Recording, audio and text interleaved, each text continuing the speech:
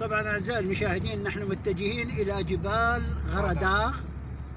طبعا هذه الجبال الحلوة، هاي السفرات اللي اليوم نشاهد هذا الخضار، الطبيعة جميلة جدا. طبعا الطبيعة رائعة. نهني الأخوة المسيحيين بعيد الفصح المبارك وهذا العيد الجميل، وأن يعيدوا على العراق وعلى كل المسيحيين في العالم بالحب والتمني، وأن يكون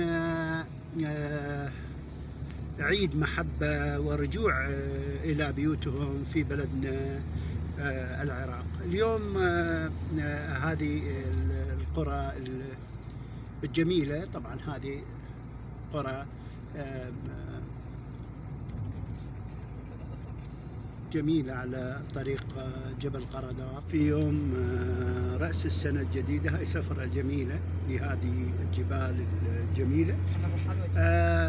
تحية لاتحاد الصحفيين العراقيين اليوم في ديالى. أيضا هذه السفرة هو من ضمن برنامج عديناه لاتحاد الصحفيين العراقيين كممثلين إلى في هاي المنطقة، يعني منطقة غرداغ اللي هي في السليمانية تصور، تابعة إلى مناطق حلبشة وزرايين، وهذه مناطق جميلة. نتمنى تحية لكل الصحفيين في العراق، ونتمنى لهم رأس سنة جديدة. إلى اتحاد الصحفيين، طبعا اتحاد الصحفيين من الاتحادات اللي لها دور كبير في نقل وقائع الخبر الصحفي والأحداث الصحفية والتغطية الإعلامية الكبيرة، وله مقرات في كل محافظات العراق. أيضا هو أحد المؤسسات المعترف بها من قبل مجلس الوزراء ورئاسة الوزراء. اليوم العمل الصحفي في العراق له مخاطر، متعب بشكله اللي اليوم نشوف. الصحفي العراقي يتمتع بحرية كاملة اليوم في نقل الوقائع، لكن لا نجد هناك اهتمام من قبل مؤسسات الدولة والوزارة. لذلك نطالب بالاهتمام الكامل للصحفيين والإعلاميين في العراق. تحياتي لاتحاد الصحفيين، تحياتي لكم جميعا، ونحن الآن أمام جبل غرداغ. طبعا أعزائي المشاهدين، هذا الجبل اللي وراي اليوم هو جبل غرداغ. هذا الجبل اللي هو كتل، يعني هنا احدى الجبال البسيطة. هذا هو جبل غرداغ، هي سلسلة من سلسلة الجبال. إذا الصورة، شوف الصورة اليوم ممتدة إلى جبال أزمار، ومنطقة جميلة، منطقة رائعة لهم هذا الزرع الموجود. وهذه أشجار البلوط اليوم نتيجة الخريف الموجود، الشهر الشتاء، فهي متساقطة أيضا.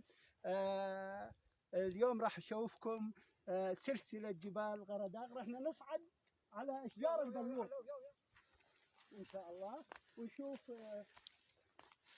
هذا الجبل الجميل. ومن فوق القمة راح نكلمكم عن سر الطبيعة هناك.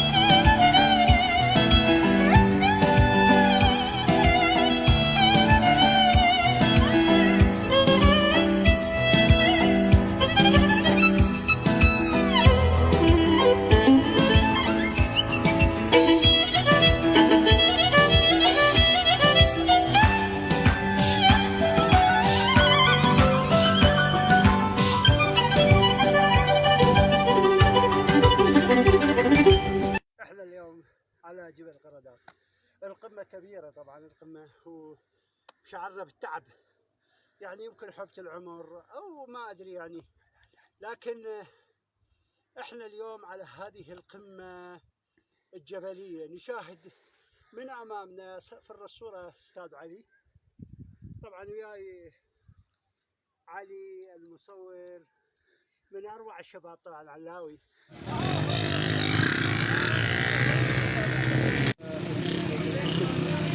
قلنا هذا الشباب يختارون تلة، هذه التلة من جبال غرداء، ويصعدون عليها بدراجاتهم، دراجات. من يبلغ القمة هو الفائز، لكن هناك القليل اللي بلغ القمة كما تشاهدون الآن في القمة. هناك دراجة واحدة، هناك 3 أو 4. لجنة التحكيم يتقبل تحياتي الصحفي والإعلامي حامد المجمعي، وكالة أديدة الإخبارية واتحاد الصحفيين العراقيين في ديالى، تحياتي لكم جميعا.